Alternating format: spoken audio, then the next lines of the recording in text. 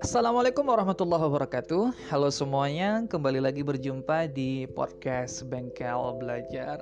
Di siniar kali ini, aku akan membahas tentang satu topik yang lagi happening, yakni topik yang berkaitan dengan mahasiswa baru. Nah, karena bertepatan dengan momen di mana saat ini kampus-kampus di Indonesia, baik yang dalam daerah maupun yang di luar daerah, entah itu negeri maupun swasta, itu sedang sibuk dengan penerimaan mahasiswa baru. Nah, kenapa tiba-tiba aku pengen bahas ini? Karena berdasarkan pengalamanku semasa kuliah dulu sampai dengan hari ini, yang masih aktif berkegiatan dengan mahasiswa, aku selalu menemukan beberapa jenis mahasiswa yang kalau coba aku bagi menjadikan dalam beberapa kelompok, itu terbagi kepada 3 klaster besar. Oke, kita fokus aja dulu untuk 3 klaster besar tersebut. Klaster yang pertama adalah klaster mahasiswa yang sedari awal memang sudah berminat untuk studi yang dia tempuh saat ini. Artinya mahasiswa ini nggak punya masalah dengan motivasi, dia berada di track yang benar buat kuliah. Nah, yang kedua, klaster mahasiswa yang kuliah di program studi atau jurusan tertentu karena ikut-ikutan temennya yang juga masuk di jurusan tersebut. Nah, ini klaster yang kedua. Dan yang ketiga adalah klaster mahasiswa yang merasa dirinya tuh dari awal udah salah jurusan gitu. Nah, terus kenapa ini penting buat aku bahas dan aku angkat gitu? Jawabannya adalah karena masalah ini bukan hanya dihadapi oleh mahasiswa baru, tapi juga oleh mahasiswa-mahasiswa senior. Dan ini aku lakukan supaya kita bisa sama-sama untuk mengidentifikasikan diri kita sedang berada di klaster yang mana. Sekaligus menentukan treatment apa yang tepat agar apa yang kita jalani hari ini bisa benar-benar memberikan makna. Bahkan kalau seandainya ada kerusakan di dalamnya, ada sesuatu yang nggak berjalan dengan sebagaimana mestinya, itu bisa kita perbaiki secepat mungkin.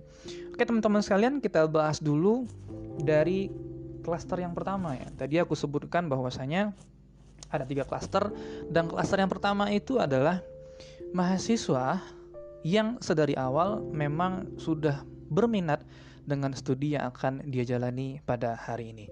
Nah, pada dasarnya mahasiswa baru yang semacam ini, yang berada pada klaster ini, itu adalah mereka yang sudah berada di track yang tepat atau sudah berada di jalan yang benar nih. Sehingga pada dasarnya kita nggak seharusnya khawatir dengan apa yang akan terjadi terhadap mereka ya.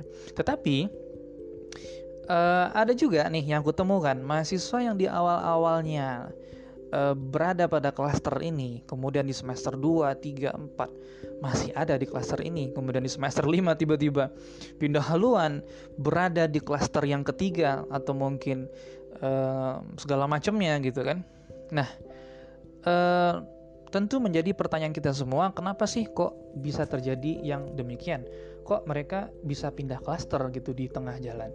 Nah, biasanya kalau dari pengalaman selama aku kuliah dulu, itu dikarenakan 2 hal. Yang pertama, karena mereka memang nggak punya visi yang jelas tentang apa yang akan mereka lakukan setelah lulus. Jadi cuma fokus dengan mereka punya minat, ya udah gitu. Mereka hanya suka aja dengan program studinya, dengan jurusan yang mereka pilih, tapi nggak punya pikiran, aneh mau ngapain ya abis ini, aneh mau ngerjain apa ya abis ini gitu. Akibatnya mereka seringkali bingung dan kemudian pada akhirnya mempertanyakan minatnya sendiri. Kenapa dulu dia milih itu? Kenapa dulu dia pilih jurusan ini?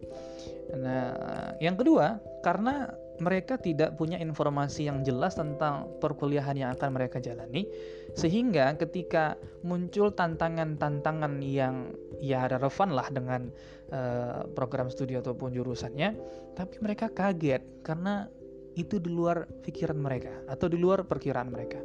Misalnya dulu ada temanku sesama mahasiswa juga yang kaget kalau di program studi pendidikan agama Islam itu masih harus mempelajari matematika pada mata kuliah statistika pendidikan. Jadi ini banyak teman-teman yang pada akhirnya, waduh yang bener aja nih, masa kita masih harus belajar matematika di statistik pendidikan sih, bla bla bla segala macam sih. Ya tapi gimana?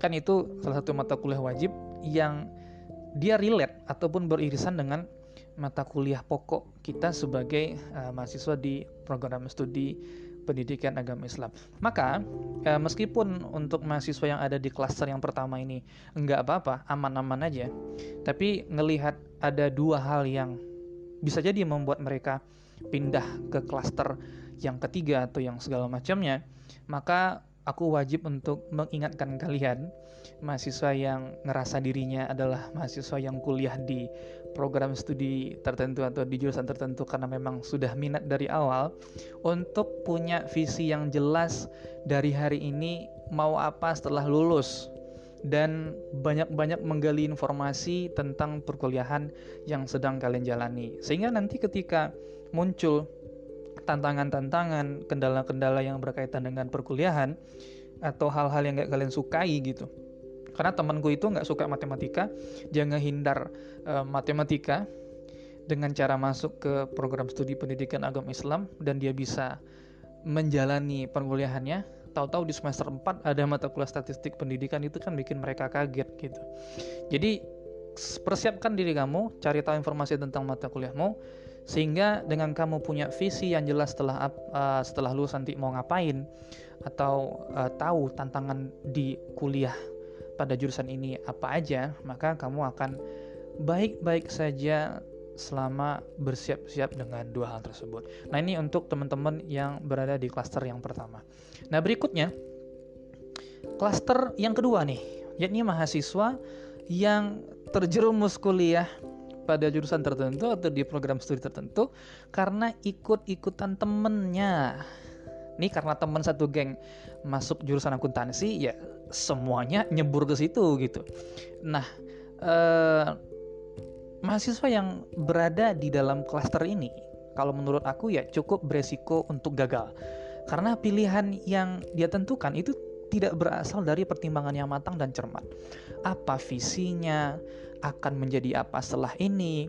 Bisakah dia memaksimalkan hasil belajarnya untuk berkarir setelah lulus nanti gitu?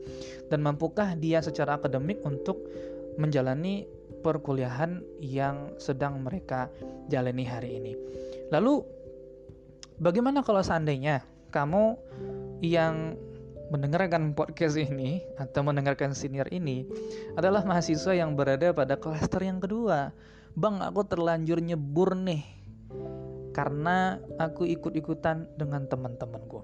Nah, perlu aku tegaskan bahwa kuliah ikut-ikutan dengan teman itu bisa jadi nggak bagus karena alasan-alasan yang aku sebutkan di atas.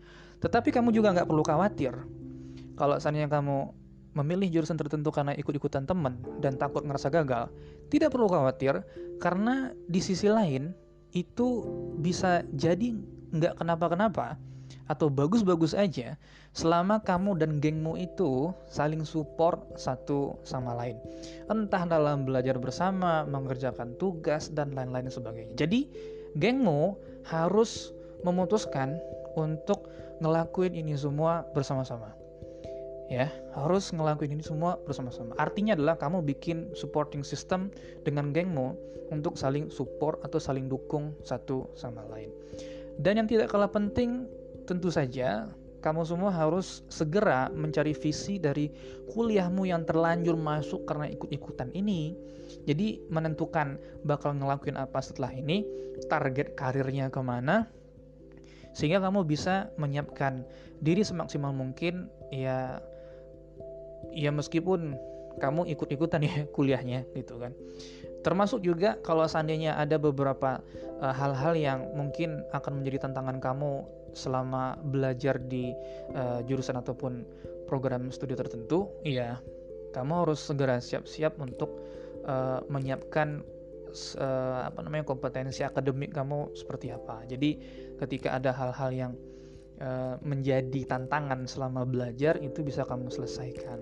Jadi kalau kamu tidak melakukan itu semua, bagi yang udah terlanjur nyebur ya, ikut-ikutan dengan teman-temannya nih, jadi temannya masuk program studi PAI ya semuanya juga ikut PAI gitu kan.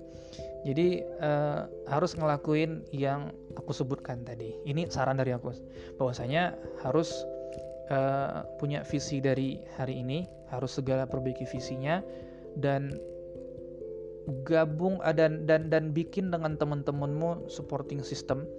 Ajak buat temen satu gengmu itu untuk saling support satu sama lain dalam hal akademik ya.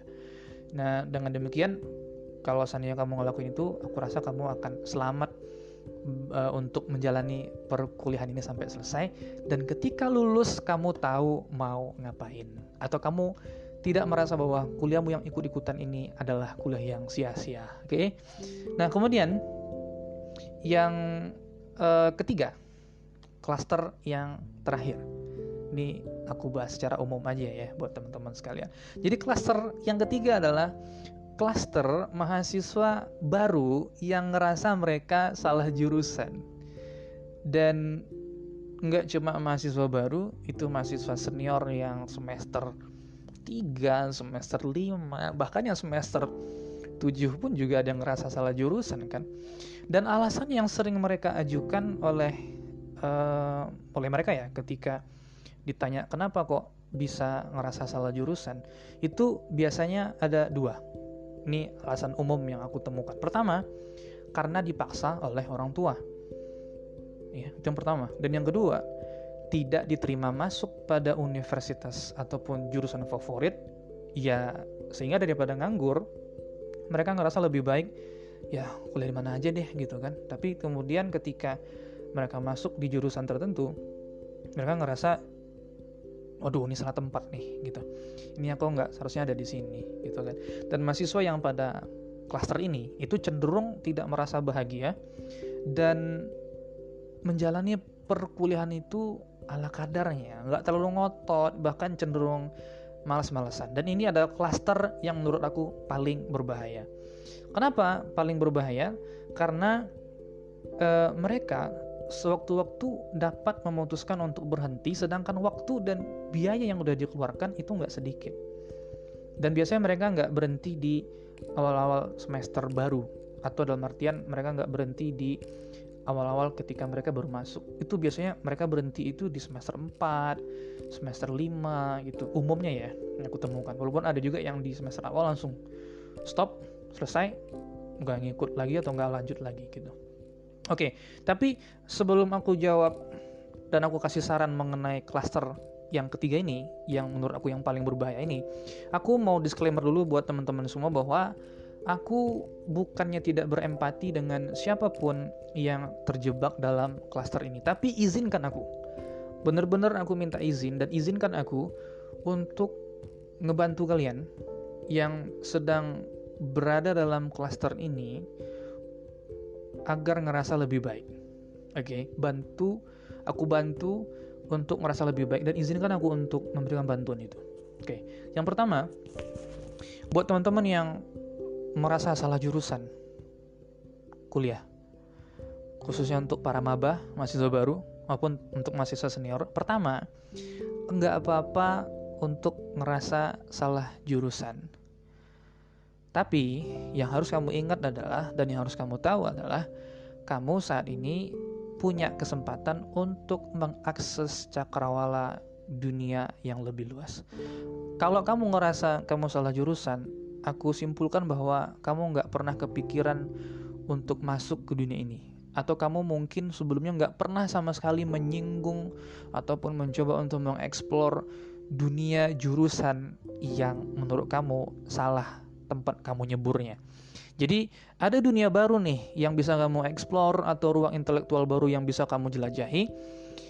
Walaupun kamu ngerasa kamu salah jurusan, tapi kamu punya kesempatan untuk menjelajahi sesuatu yang baru. Dan kalau seandainya buat nih mahasiswa senior ya, kalau seandainya merasa, Bang, aku belum menemukan hal yang menarik nih sampai hari ini, aku belum menemukan hal yang baru dari ini, aku masih ngerasa bosan, aku masih ngerasa tertekan. Itu karena kamu belum ketemu aja, dan itu karena kamu belum nyari. Aku sarankan buat teman-teman yang ngerasa salah jurusan, kamu boleh kok mengeluh ataupun menyampaikan unek-unek kamu kalau kamu ngerasa salah jurusan. Tapi aku tekankan kepada kamu, itu justru jadi kesempatan kamu untuk menjelajahi dunia baru, menjelajahi ruang-ruang intelektual baru yang selama ini nggak pernah kepikiran untuk kamu jelajahi ataupun yang kamu telusuri, ya kan? Artinya kamu akan punya kesempatan untuk punya pengetahuan baru yang lebih luas lagi. Ya, sehingga sudut pandang kamu, pengetahuan kamu jauh lebih baik, jauh lebih luas, sehingga kamu akan jauh lebih bijaksana. Nah, yang kedua, saran aku buat kamu yang ngerasa bahwa kamu salah jurusan itu kan bukan berarti kamu tidak boleh mengerjakan apa yang kamu minati, kan? Nah, kalau kamu seandainya punya minat di dunia tulis-menulis, ini misalkan kayak adikku, mendiang adikku itu, si Rabi Sefutra, itu punya minat untuk menulis. Dan lucunya, kalau menurut aku lucunya ya, dia masuk ke FKIP bahasa Inggris. Jadi guru bahasa Inggris. Nah, dia ngerasa bahwa itu salah. Kok dia bisa ada di sana? Artinya dia ngerasa dirinya itu masuk ke jurusan yang salah karena nggak sesuai dengan minatnya. Dia nggak pengen itu, dia pengen yang lain nih gitu. Dia pengen menulis gitu. Dia pengen masuk ke kampus yang belajarnya menulis gitu, ya sastra entah apalah gitu kan. Nah, tapi yang mau aku ingatkan adalah kalau seandainya kamu kuliah di FKIP bahasa Inggris dan kamu punya minat terhadap menulis, lalu kamu gagal untuk masuk ke katakanlah kuliah di perguruan tinggi yang mengajarkan kamu jadi penulis, itu bukan berarti kamu nggak boleh ngelakuin kegiatan menulis ataupun belajar menulis di luar kampus, kan? Artinya sambil kuliah pun kamu masih bisa dan berhak kok untuk ngelakuin apa yang menjadi minat kamu, ya kan? Atau aku juga punya temen nih yang dia punya minat dengan dunia psikologi, tapi malah terjerumus masuk ke program studi pendidikan agama Islam. Oke, kalau kamu ngerasa bahwa itu adalah hal yang aneh dan itu kamu benci, boleh. Tapi aku mohon, coba renungkan bahwasanya ketika kamu ngerasa salah jurusan atau masuk ke jurusan yang bukan kamu banget, bukan yang kamu minati, itu bukan berarti kamu tidak boleh untuk menyelami, mempelajari, memperkaya skill kamu di bidang yang kamu minati. Jadi buat teman aku yang saat ini nih, mahasiswa yang berada di program studi pendidikan agama Islam, punya minat yang besar dengan psikologi, kamu masih bisa kok belajar psikologi. Ya tentunya nggak akan secara formal ya, tapi kamu masih bisa kok memuaskan hasrat kamu untuk belajar psikologi di luar, entah itu ikut seminar, entah kamu baca bukunya dan segala macam. Apalagi di program studi pendidikan agama Islam itu ada beberapa mata kuliah psikologi loh. Ada psikologi agama, ada psikologi belajar, ada psikologi perkembangan. Nah, kalau dia fokuskan dan dia bikin dirinya menjadi seorang spesialis di bidang itu karena dia punya atensi yang besar, punya perhatian yang besar dengan mata kuliah yang berkaitan dengan psikologi tadi, aku rasa dia akan menciptakan diri yang sebagai seorang spesialis. Dia akan menjadi seorang spesialis yang dalam hal ini dia akan melahirkan sebuah dirinya yang baru, yakni calon guru program studi pendidikan agama Islam yang ahli atau cakap dalam psikologi ataupun punya spesialisasi di bidang psikologi pendidikan. Itu kan malah lebih oke ya. Nah, artinya adalah meskipun kamu salah jurusan, itu bukan berarti kamu nggak boleh untuk mempelajari ataupun tetap beraktivitas atau tetap aktif mencoba mengasah keterampilan di hal-hal yang kamu senangi. Intinya adalah salah jurusan itu bukan menjadi alasan untuk tidak menjalani perkuliahanmu dengan maksimal. Kamu masih bisa kok mengerjakan hal-hal yang menjadi minatmu tanpa harus meninggalkan kuliah kamu. Tapi kamu yang berada dalam klaster ini, klaster mahasiswa yang merasa dirinya salah jurusan, entah mahasiswa baru maupun mahasiswa senior, aku mohon jangan berhenti di tengah jalan. Tapi kalau seandainya kamu pengen berhenti, boleh. Tapi ada syaratnya. Kamu boleh berhenti untuk tidak melanjutkan kuliahmu benar-benar off, jika seandainya satu hal terjadi. Ini aku sebagai seniormu, ini aku sebagai orang yang dulu pernah kuliah juga, Dan jujur aja bahwa kuliahku tuh juga bukan yang menjadi minatku ya. Aku dulu kuliah di program studi pendidikan agama Islam, tapi itu bukan minatku. Itu bukan menjadi konsentrasi kesukaanku gitu. Tapi aku jalani ya. Ini buat teman-teman yang pada akhirnya tetap pengen ngotot berhenti kuliah karena ngerasa itu bukan jurusanmu, kamu salah jurusan dan segala macamnya. Oke, boleh. Kamu boleh berhenti kalau seandainya satu hal yang terjadi, yaitu prestasimu bener-bener anjlok karena secara akademik kamu memang nggak mampu. Kamu akan disebut salah jurusan kalau seandainya kamu nggak mampu menyelesaikan tugas-tugas kuliah, kamu nggak mampu mengerjakan ujiannya, kamu nggak mampu untuk aktif dalam diskusi ilmiahnya, kamu nggak mampu untuk menyelesaikan tugas-tugas belajarmu ataupun tantangan-tantangan dalam belajarmu. Sebab salah jurusan itu intinya adalah kamu gagal berprestasi karena memang kamu nggak punya kompetensi atau nggak punya modal untuk menjalani perkuliahan itu. Misalnya ada temenku yang dia ngerasa salah jurusan masuk ke pertanian. Nah ternyata di pertanian dia harus belajar tentang kimia, biologi, matematika, fisika, dan dia emang lemah banget di situ gitu. Nah kemudian karena kelemahannya itu dia gagal berprestasi, nilainya ancur-ancuran, ya dia nggak juga punya kompetensi yang memadai untuk seorang orang yang kuliah di bidang pertanian. Iya kemudian dia cabut, it's okay. Dia ngerasa salah jurusan. Kalau dia cerita ke orang-orang, aku ngerasa salah jurusan, ya itu bener. Karena orang yang salah jurusan adalah orang yang nggak mampu secara akademik untuk bisa bersaing dalam kompetensi belajar, dalam kompetisi belajar. Oke, dia nggak sanggup secara akademik untuk menyelesaikan tugas-tugas kuliahnya. Tapi kalau kamu sampai hari ini aman-aman aja, nih buat mahasiswa baru, kamu belum boleh berhenti sebelum kamu coba. Kalau kamu selama kuliah nanti pada akhirnya berhasil untuk menjalani kuliahmu dengan lancar, secara akademik aman-aman aja, tugas bisa kamu kerjain, tantangan belajar bisa kamu selesaikan, ya kamu gak boleh berhenti. Kamu tetap lanjut sambil tetap meningkatkan skill ataupun beraktivitas dengan hal-hal yang kamu minati. Nah, pesan terakhir buat teman-teman yang berada di klaster terakhir ini, klaster yang ngerasa dirinya adalah salah jurusan, kamu sebenarnya bukan sedang terjerumus, tapi sedang diarahkan. Ya, kamu bukan sedang terjerumus, tapi kamu sedang diarahkan oleh takdir untuk berada di jalan hidup yang semestinya kamu lalui. Terlepas dari kamu percaya atau enggak dengan yang namanya takdir, tetapi untuk saat ini itulah yang menjadi hidupmu dan itulah yang Tuhan ciptakan untukmu saat ini.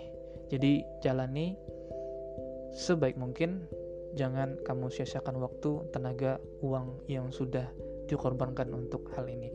Sampai jumpa, silahkan identifikasikan dirimu sedang berada di klaster yang mana, dan sukses selalu buat kita semua. Sampai jumpa.